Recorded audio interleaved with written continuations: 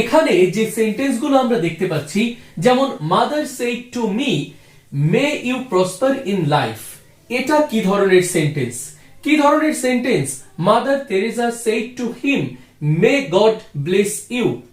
আবার he said what a fool I am, এই সেন্টেন্সটি, এরা প্রত্যেকে কি একই রকমের সেন্টেন্স, নাকি এদের ভেতরে রয়েছে কোনো পার্থক্য?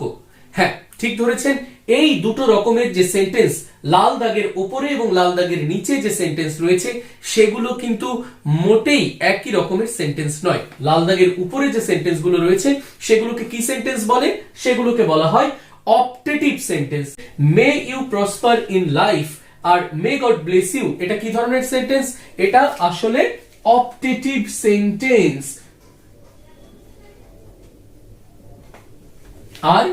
আর এই যে what a full I am বা hurrah we have won the match, bravo, well done, এই যে সেন্টেন্স গুলো, এগুলোকে বলা হবে এক্সক্লামেটরি সেন্টেন্স। Exclamatory sentence.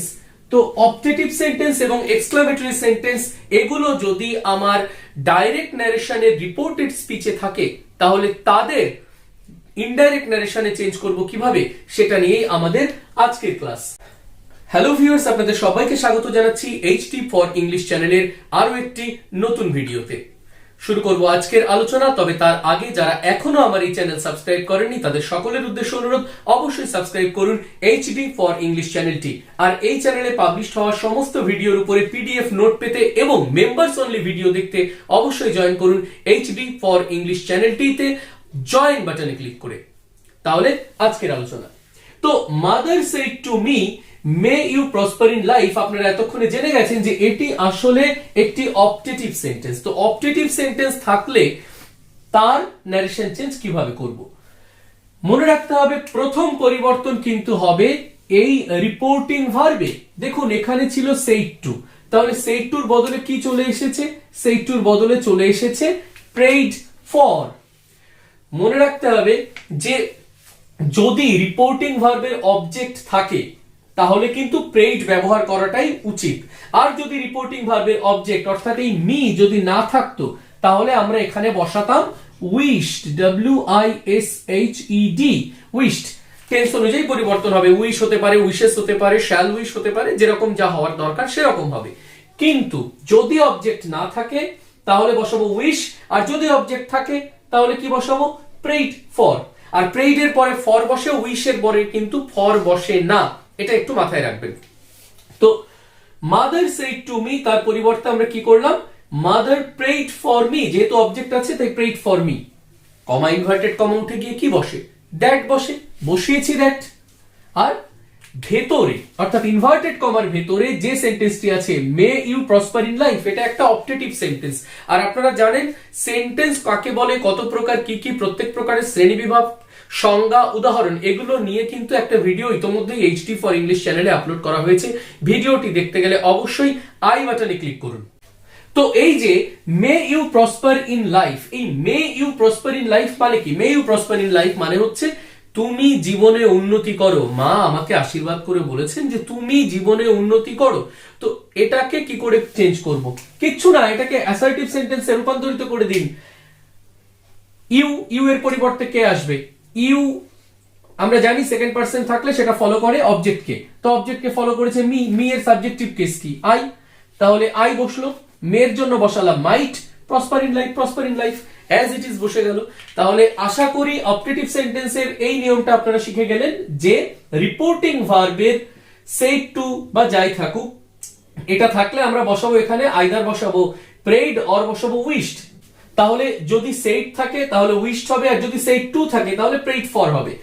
কিন্তু ধরুন এখানে অবজেক্ট নেই, আপনি জানছেন এখানে উইশড বসাতে হবে, কিন্তু ভেতরে গড আছে, অর্থাৎ মে গড ব্লেস ইউ এই জাতীয় জিনিস আছে, তাহলে কিন্তু উইশড এর বদলে প্রেইডই হবে।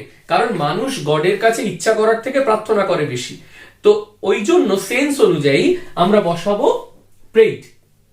দেখা যাক, mother Teresa said to him, mother Teresa তাকে বললেন, কি বললেন?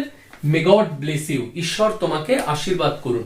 তাহলে এখানে যদি এই অবজেক্ট নাও থাকতো তাহলেও কিন্তু আমরা বসাতাম প্রেইড, কারণ আমরা বলেছি ভেতরে যখন গড থাকবে, ইনভার্টেড কমার ভেতরে যদি গড থাকে তাহলে কি হবে, এখানে অবশ্যই অবশ্যই প্রেইড হবে। তো উত্তরটা কি হচ্ছে, মাদার তেরেসা প্রেইড ফর হিম। যদি এখানে টু হিম না থাকতো তাহলে ফর হিম বসাতাম না, তাহলে শুধু প্রেইজ হতো। That may God bless you, God might bless him, হয়ে গেল। আশা করি অপটেটিভ সেন্টেন্সের ন্যারেশন চেঞ্জ নিয়ে আপনাদের আর কোনো সমস্যা থাকার কথা নয়। এবার চলে যাব এক্সক্লামেটরি সেন্টেন্স। এক্সক্লামেটরি সেন্টেন্স মানে কি?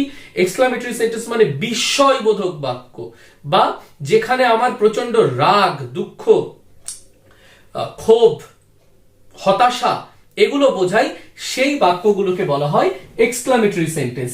যেমন what a full I am, এই যে হোয়াট এ ফুল আই অ্যাম, আমি কি বোকা। Hurrah we have won the match, hurray আমরা জিতেছি। ব্রাভো ওয়েল ডান, শাবাশ ভালো করেছো। এই যে কথাগুলো এগুলো সবই এক্সক্লামেটরি সেন্টেন্স। এখন এক্সক্লামেটরি সেন্টেন্সের ন্যারেশন চেঞ্জ করতে গেলে আমাদের কিভাবে করতে হবে? যথারীতি এই যে সেইড, রিপোর্টিং ভার্ব, সবার আগে রিপোর্টিং ভার্ব চেঞ্জ হবে এবং সেইডের পরিবর্তে বসবে এক্সক্লেইমড, EXCLAIMED, এক্সক্লেইমড। এই এক্সক্লেইমড বসবে। এবার এক্সক্লেইমড এর সাথে এই যে রিপোর্টেড স্পিচ অর্থাৎ what a full I am, এই রিপোর্টেড স্পিচের অর্থ অনুযায়ী একটা কিছু বসবে। কি বসবে? সেটা সরো বসতে পারে, সেটা জয় বসতে পারে, সেটা ওয়ান্ডার বসতে পারে। কি বসবে? অর্থাৎ রিপোর্টেড স্পিচের সেন্স কি বোঝাচ্ছে? আনন্দ বোঝাচ্ছে, দুঃখ বোঝাচ্ছে, হতাশা বোঝাচ্ছে, না বিস্ময় বোঝাচ্ছে, না অনুশোচনা বোঝাচ্ছে, এগুলো অনুযায়ী বিভিন্ন শব্দ বসবে।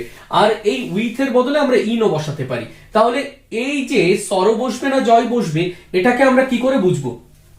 দেখে নিন। আনন্দ যদি বসে তাহলে বসাবো জয়, দুঃখ যদি বসে তাহলে বসাবো সরো বা গ্রিফ, হতাশা যদি বসে তাহলে বসাবো ডেসপেয়ার, অনুশোচনা যদি বসে তাহলে বসাবো রিগ্রেট বা রিপেন্টেন্স, অনুতাপ, রিপেন্টেন্স, এবং বিস্ময় যদি বসে তাহলে আমরা বসাবো ওয়ান্ডার অথবা সারপ্রাইজ। তো এই কটা জিনিস আমাদের কিন্তু লাগবে। এছাড়াও ভাব অনুযায়ী অন্য কিছু বসাতে হতে পারে, সেটা আমরা সময়ের সাথে সাথে শিখে যাব। তো আমরা এবার উদাহরণে চলে যাই এবং উদাহরণ অনুযায়ী আমরা নিয়মগুলো শিখে নিই। হি সেইড, আমরা বসালাম হি এক্সক্লেইমড, আর ভেতরের এই সেন্টেন্সটা কি আছে? হোয়াট আ ফুল আই অ্যাম, আমি কি বোকা, অর্থাৎ দুঃখ প্রকাশ করা হচ্ছে যে আমি কি বোকা। তো এটা রিগ্রেটও হতে পারে, যেটা ইচ্ছা আপনারা বসাতে পারেন, যে সরো বসাতে পারেন, রিগ্রেটও বসাতে পারেন। হি এক্সক্লেইমড উইথ সরো, তারপরে দ্যাট আসলো, কমা ইনভার্টেড কমা উঠে গেল, কমা ইনভার্টেড কমা উঠে গিয়ে দ্যাট বসলো, তারপরে হোয়াট আ ফুল আই অ্যাম, এটাকে অ্যাসার্টিভ সেন্টেন্সে কনভার্ট করে দিতে হবে।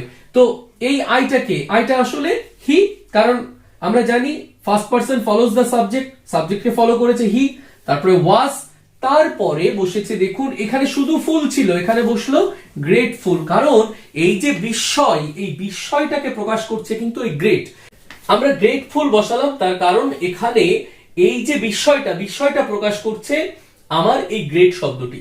তো এইভাবে আমরা করব। দেখি পরেরটা আমরা একটু চেষ্টা করি। ত্রিধা সেইড, ত্রিধা বলেছে, কি বলেছে? Hurray we have won the match, আমরা খেলায় জিতেছি। তাহলে এই হুরে দিয়ে কি প্রকাশ পাচ্ছে? অবভিয়াসলি আনন্দ প্রকাশ পাচ্ছে।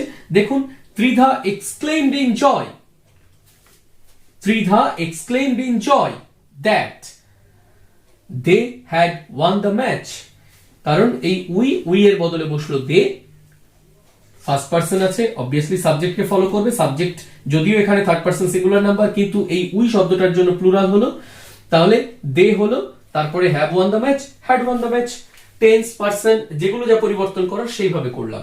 তো এটাও আপনারা দেখলেন একই নিয়মে হলো। এবং শেষে দেখুন দে ক্রাইড, তারা চিৎকার করলো, দে ক্রাইড। কি বলেছে?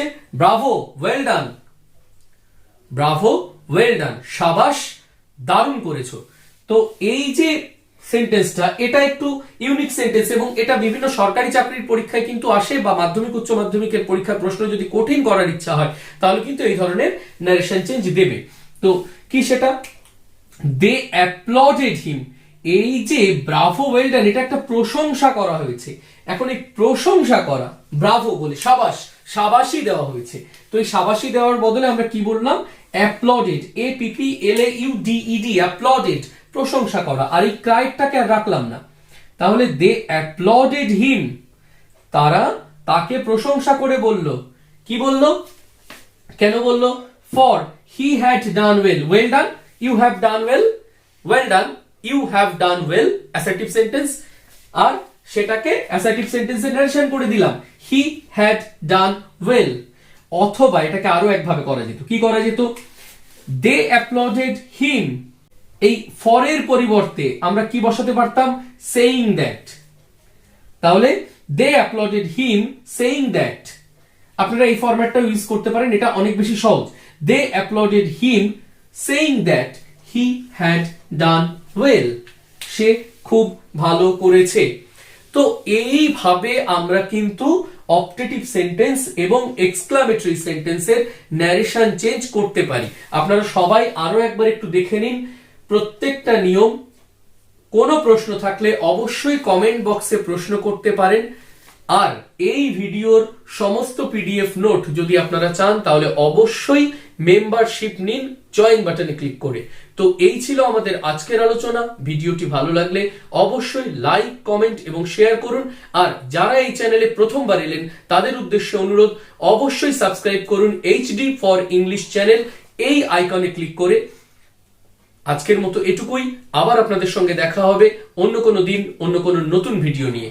ততক্ষণ পর্যন্ত সঙ্গে থাকুন আর দেখতে থাকুন HD ফর ইংলিশ।